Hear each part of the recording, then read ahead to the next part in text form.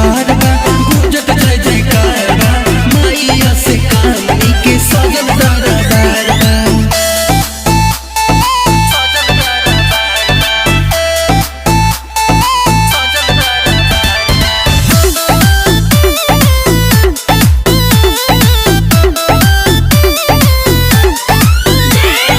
मंत्र उच्चारण गूंज रहल बा धरती या अंबर में पट खुलत बा दर्शन ला लोग लागल बा नंबर में।